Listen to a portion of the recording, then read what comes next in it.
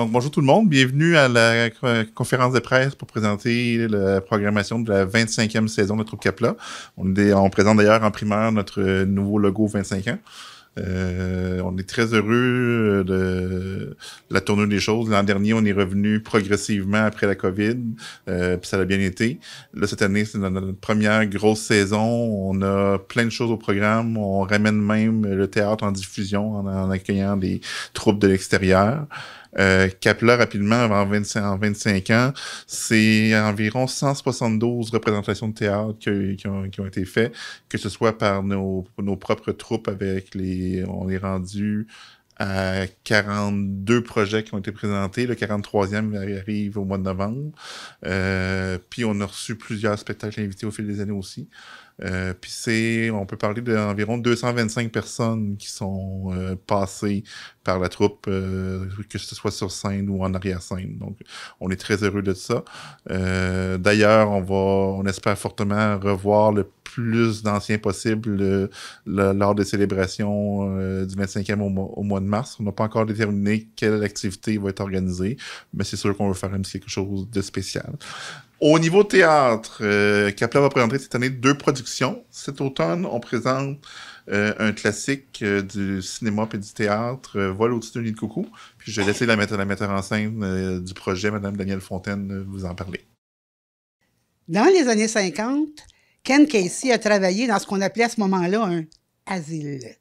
Et puis, il a vu différents cas qui l'ont traumatisé. Ça lui a permis d'écrire un livre, Vol au-dessus d'un nid de coucou, qui est devenu une pièce de théâtre par Dale Wasserman, qui a passé quand même plusieurs mois sur Broadway. Mais ça a vraiment été connu dans les années 70 avec le cinéma, avec Milos Forman qui en a fait un film. Un des seuls films qui a gagné 5 Oscars. Ça a été un film qui a bouleversé beaucoup de monde à cause de son histoire. C'est un film où on s'attache à des personnes qui ont des petites maladies qui, à ce moment-là, semblaient tellement graves, mais qu'aujourd'hui, ça peut se soigner quand même assez facilement. Et puis, cette petite histoire où tout le monde est bien sympathique et s'aime beaucoup entre eux, ça finit par une tragédie innommable qui nous rend tous pantois. Alors, j'ai amené avec moi 2 comédiens, les 2 comédiens principaux qui vont jouer McMurphy et puis la fameuse infirmière Ratchet. 2 rôles qui ont gagné des Oscars à ce moment-là.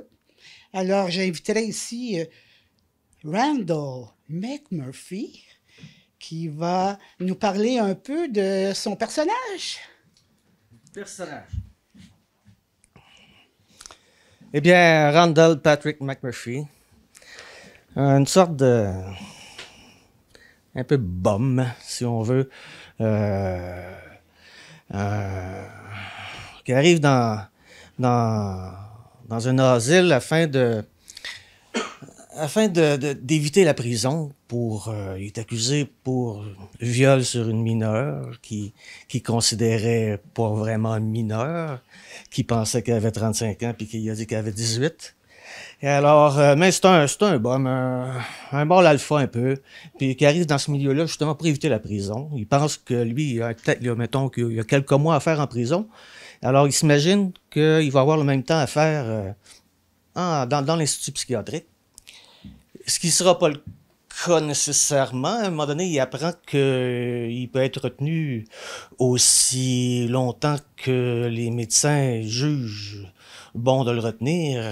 Alors ça va changer son attitude parce que jusque-là, il a bravé l'autorité. Et puis, il y a eu des conflits vraiment assez pointus avec l'infirmière chef qui, elle, contrôle et qui cherche par tous les moyens à garder le contrôle par des thérapies, mais il faut dire que c'était à l'époque, on parle des années 60, là. Et puis, finalement, McMurphy s'aperçoit trop tard que son attitude risque de le garder interné longtemps. Alors, c'est cela. Randall P. McMurphy Son destin est entre les mains des autorités psychiatriques de l'Institut en question. Mais pour cela, il y a quand même des tissus. Il se lie d'amitié aussi. Il y a une relation amoureuse avec les autres patients qui, eux, sont psychiatrisés. Alors, il y a des scènes très drôles, et puis, à un moment donné, ça peut devenir moins drôle. C'est Randall Patrick McMurphy. Alors, ce petit criminel au cœur tendre va rencontrer un mur. Et ce mur s'appelle l'infirmière Ratched.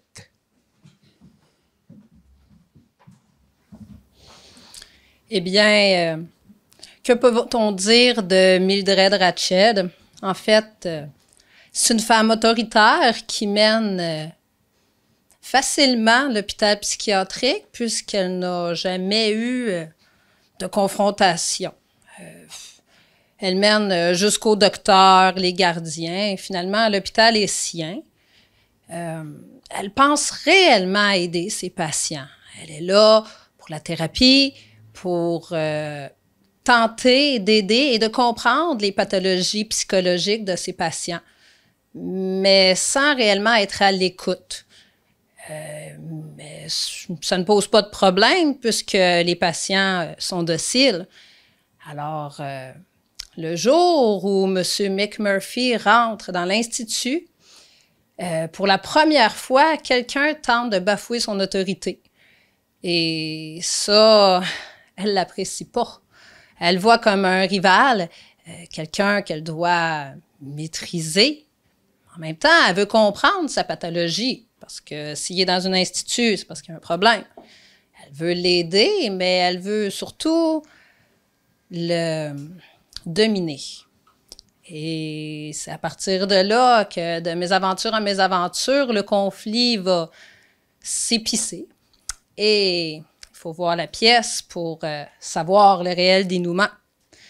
Madame Ratched, c'est une femme froide, autoritaire, qui n'entend pas rire. Et M. McMurphy, c'est un clown qui tente de déstabiliser tout le monde. Alors, vous imaginez la confrontation. Voilà un bref résumé de Mildred Ratched. Alors, si vous avez remarqué son costume, toute notre scénographie est axée sur les années 60. Toute la bande son a été faite avec de la musique des années 60. On a été très rigoureux là-dessus.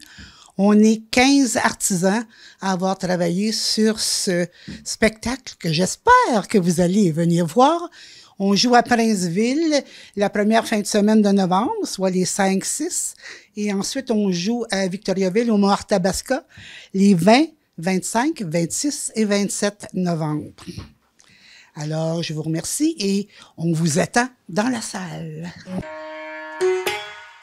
Donc, je veux remercier Daniel et son équipe pour cette belle présentation. Juste mentionner, le dimanche 6 novembre sera une journée spéciale. Les membres de la FADOC, présentation de leur carte, vont avoir un rabais pour assister au spectacle. Donc, c'est une invitation pour eux à ce moment-là.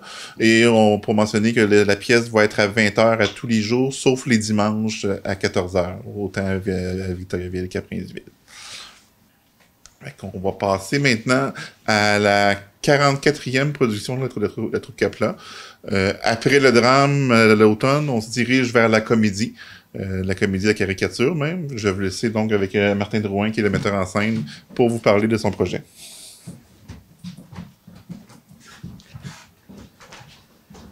Alors, oui, Au secours, une comédie de Marie-Thérèse Quinton, une auteure de la région, qui avait le Théâtre de la Chèvrerie à Saint-Fortunat, qui écrivait pour son théâtre d'été à chaque année. Donc, moi, je connaissais ce texte-là avant de le présenter ici. Et puis, les personnages sont tellement loufoques que je me suis dit, ça va être un excellent divertissement pour les gens de Victoriaville. Donc, on se retrouve à l'hôpital Notre-Dame de la Sainte Souffrance. Ça va très mal dans le système hospitalier, tout comme dans la vraie vie. Et donc, on a différents personnages qui arrivent. Donc, on a des patients qui essaient d'aider les infirmières qui sont au poste. Ils sont seulement 2 infirmières quand il n'y a pas 3 semaines, il est encore 8. Donc, c'est la dégringolade totale. Sauf que à la fin de la première partie, il y a un rayon de soleil qui apparaît. On apprend que l'hôpital est vendu à un ancien propriétaire de McDo. Donc, en deuxième partie, on a droit à l'hôpital 2.0, si je peux m'exprimer ainsi. Donc, on a différentes promotions. Les promotions de la semaine, on a le docteur du mois, l'infirmière du mois aussi. Et une succession de personnages vraiment loufoques. On a le droit à des religieuses qui tentent de reprendre le contrôle du système de santé. On a le droit, évidemment, aux nouveaux propriétaires. On a le droit aussi à un duo de laveurs de vitres qui pensent venir prendre leur break au bar, eux autres là. Donc, c'est vraiment là, des personnages très hauts en couleur. Quand on arrive à une représentation de Au Secours, on prend notre cerveau, on le laisse au vestiaire, puis on s'en va juste passer un bon 2 heures de détente. Donc, ça va avoir lieu au mois de mars, donc les 24, 25 et 26 mars, au pavillon du Mont-Arthabasca. Et ça va être aussi la pièce qui va aussi englober les festivités du 25e anniversaire. Donc, on invite les gens à venir passer un bon 2 heures de rire avec la gang de Au Secours.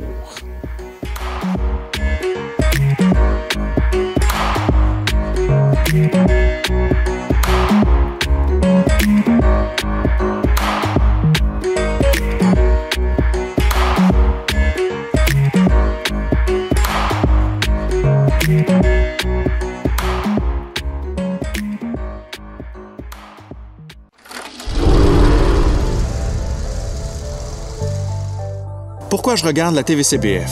Parce qu'on nous parle de la culture et l'identité des Bois-Francs. Par segment de 15 ou 30 minutes.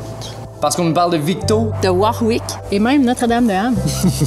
Et pour les émissions, je peux les regarder en ligne au moment qui me convienne le mieux. La TVCBF, c'est une télévision en constante évolution. Pour nous. Pour nous. Pour nous. Pour nous. Et par nous.